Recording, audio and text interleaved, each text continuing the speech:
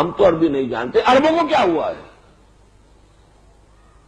کیا وہ اثر پذیر ہوتے ہیں قرآن سے؟ حالانکہ ان کی تو مادری زبان ہے۔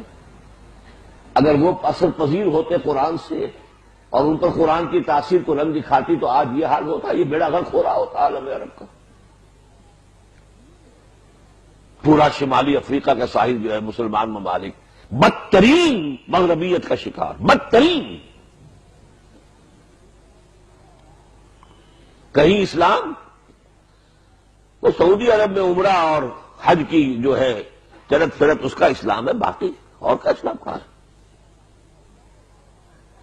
عربوں پر اثر نہیں ہو رہا قرآن کا، تو کیا وجہ ہے؟ کیا واقعی وہ حجاب اللہ نے ہمارے اور قرآن کے مابین کھڑا کر دیا جس کا ان آیات میں ذکر ہے؟ جعلنا بیننا وبین الذین لا یؤمنون بالآخرۃ حجابا مستورا۔ اور وہ جو کہتے تھے کہ وبیننا وبینک حجاب، یہ حجاب ہے، ذرا گنیے وہ حجاب کون کون سے ہیں۔ میں نے غور کیا تو مجھے نظر آیا کہ سب سے بڑا حجاب جو ہے ارریلیونس کا ہے۔ ہم قرآن کو پڑھتے ہوئے یہ محسوس کرتے ہیں، برا نہ مانیے میں کچھ ننگی باتیں ننگے الفاظ میں کچھ کہوں گا، کہ ہم سے کیا تعلق اس کا؟ دس قرآن از ناٹ ریلیونٹ ٹو اس۔ کیوں؟ مکی قرآن کا تجزیہ کیجئے، اس میں سب سے زیادہ مباحث ہیں ایمان کے۔ بھئی ہم تو مانتے ہیں پہلے ہی سے، تو ہم سے تو متعلق ہی نہیں ہے بحث، وہ تو ہم سن لیتے ہیں، ٹھیک ہے، ہم تو مانتے ہیں، اللہ کو مانتے ہیں، آخرت کو مانتے ہیں، رسالت کو مانتے ہیں، تو ہم سے تو ساری بحثیں جو ہیں ارریلیونٹ ہو گئی، لمبی سے لمبی بحثیں چلی جا رہی ہیں، بعث بعد الموت پر، اللہ کی توحید پر، شرک کی نفی پر، اللہ کی قدرت کے مظاہر۔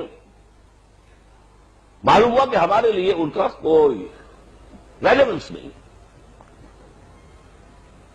اور آگے چلیے شرک کی بات ہو رہی، ہم تو موحد ہیں، ہمارے تو کوئی بت نہیں، نہ لات نہ عزا نہ منات نہ کچھ بھی نہیں، ہم تو نہیں پوچھتے کسی کو۔ تو یہ ساری بحثیں ہم سے لا تعلق ہو گئی، یہ ساری رد و قضا، یہ بحث و تبحیث، یہ ساری گفت و شنید بیکمز irrelevant to us۔ پھر سب سے بڑا مضمون بار بار بار بار قصص النبیین، انباء الرسل، یہ بھائی پچھلی اساطیر الاولین ہے، کہانیاں ہیں، اور کیا ہے؟ اب نہ کوئی نبی ہے نہ آئے گا، نہ کوئی رسول ہے نہ آئے گا، پریکٹیکل ریلیونس ختم ہو گیا کہ نہیں؟ یہ ہے میرا تجزیہ۔ اور اس حجاب کو دور کرنے کے لیے جس شعور کی ضرورت ہے وہ کیا ہے؟ پہلا شعور یہ کہ ہمارے پاس ایمان نہیں ہے،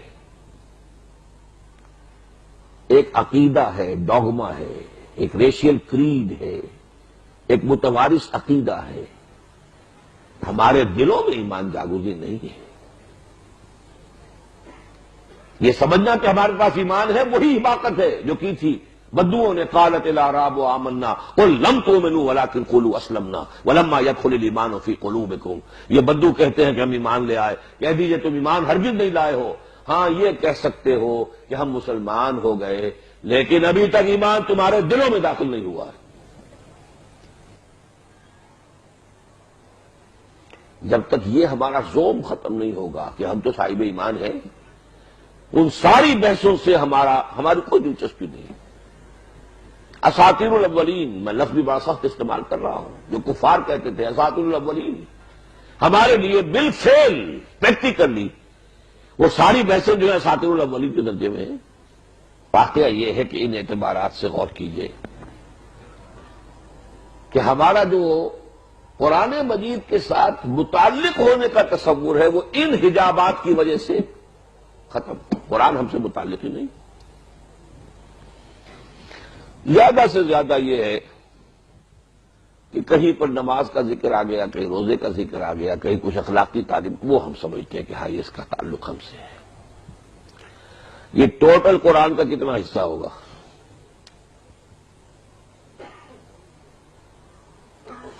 آگے چلیے، یہ تو میں نے مکی قرآن کا تجزیہ کیا، مدنی قرآن، مدنی جنت ہے، مدنی جنت میں آئیے کتنی بڑی بحث ہے، کتنی بڑی بحث ہے، کتنی بڑی بحث ہے منافقین کے بارے میں. ہمارا احساس کیا ہوتا ہے؟ ہم سے کیا سروکار اس کا؟ اب کوئی منافق تھوڑا ہی ہے. وہ تھے ان سے بات ہو رہی ہے، کوئی سروکار نہیں ان سے. ہمارا دل کبھی لرزتا نہیں ہے، ہمارے رونگٹے کبھی کھڑے نہیں ہوتے ہیں. کیسے ہو جائیں؟ جو وعید آ رہی وہ ان کے لیے ہے بابا، ہمارے لیے کیا؟ ہم سے کیا تعلق؟ سروکار کیا ہمارا؟ ہم سے نفاق کا کیا تعلق؟ جبکہ حقیقت کیا ہے؟ محمد عربی صلی اللہ علیہ وسلم فرماتے ہیں یہ نفاق وہ شے ہے ما امنہ الا منافق وما خافہ الا مومن.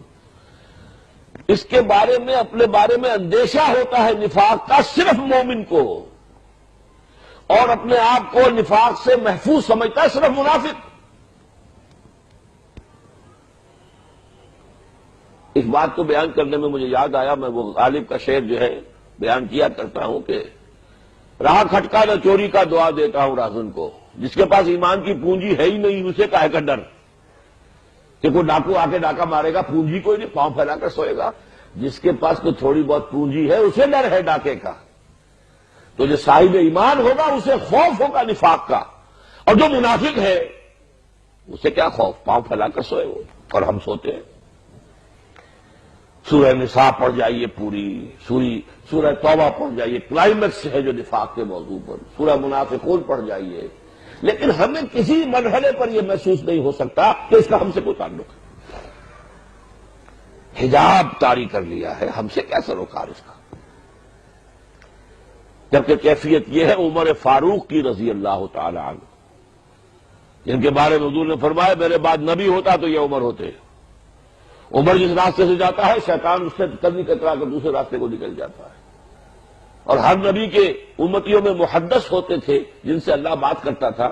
میری امت کا محدث عمر ہے، اور وہ عمر یہ کہہ رہا ہے ان شیدوں کا باللہ یا حذیفہ، اے حذیفہ میں تمہیں اللہ کی قسم دے کر پوچھتا ہوں کہیں میرا نام تو ان منافقوں کی فہرست میں نہیں تھا جو حضور نے تمہیں بتائی تھی.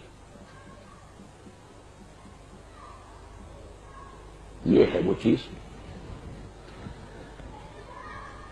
اگر اس سے اپنے آپ کو محفوظ اور معمون اور مسعون اور بالکل بری اور پاک اور عرفہ اور اعلیٰ اور منزہ نہ سمجھے تو پھر ہمیں ان آیتوں سے بھی کچھ ملے گا، کچھ فائدہ ہوگا، کچھ ہمارے جو ہے رنگ دھلیں گے، کچھ میل جو ہے وہ صاف ہوں گے.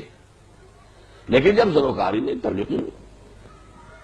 اب آئیے مدنی جنتوں کی کہ بہت بڑے بڑے میوے، جہاد فی سبیل اللہ، قتال فی سبیل اللہ، انفاق فی سبیل اللہ. اب یہ ساری چیزیں تو فرض کفایہ ہے.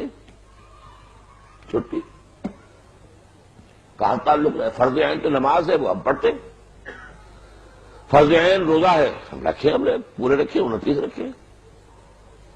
یہ چیزیں جو ہیں یہ تو خاص وقت کی تاریخ کہہ لیں، ان کو فرض کفایہ کہہ لیں. جہاد کو لازم تو نہیں، وہ حصہ بھی ہم سے منقطع ہے، کوئی تعلق ہی نہیں. پڑھ جائیں گے پوری سورہ سب پڑھ جائیں گے، لیکن مجال ہے کہ ذرا سا انٹروسپیکشن ہو، ذرا سا انسان اپنے اندر جو ہے درو بینی سے کام. لیکن میں کہاں کھڑا ہوں؟ غالباً شیخ سعدی کا شعر ہے یہ کہ جان جملہ علم ہا ای نست این تاب دانی من کیم در یوم دین. کل علم کا خلاصہ لب لباب یہ ہے کہ تم یہ جان لو کہ قیامت کے دن تم کہاں کھڑے ہوگے، منافقوں کی فہرست میں ہوگے یا مومنوں کی فہرست میں ہوگے. تابدانی من کیم در یوم دین. سورہ صف پوری پڑھ گئے، کوئی ارتعاش تک نہیں ہے ہمارے اعصاب کے اوپر، کوئی فکر نہیں کیا ہے.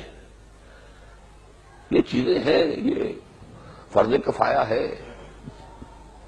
اس کا کوئی تعلق ہر مسلمان کی زندگی سے نہیں ہے. مدنی قرآن میں اگر کوئی شے ذرا سی ہم سے متعلق نظر آتی ہے تو عبادات ہیں. کچھ احکام حرام حلال کے، سور نہیں کھانا، شراب نہیں پینی، وہ بھی ٹھیک ہے، وہ بھی سمجھ میں آتا ہے، ریلیونٹ ہے چیزیں. بس پھر کہوں گا کہ ان کا حساب لگائیے مدنی صورتوں کا کتنا حصہ ہوگا جو ان چیزوں سے مشترک. پوری صورتیں چلی گئی ہیں. 4 رکوعوں کی صورت سورہ حدید، نماز کا ذکر ہی کہیں نہیں ہے ہی نہیں، ذکر ہی نہیں گئی.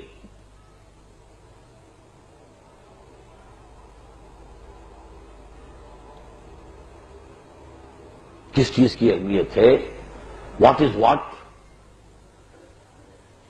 کس شے کی تقدیم ہے، کس کی تاخیر ہے، کون زیادہ اہم ہے، کون کم اہم ہے، کون اولیت کی حامل ہے، کون ثانویت کے درجے میں ہے، یہ اگر فکر نہیں ہے تو ظاہر بات ہے ان چیزوں سے ہمارا تعلق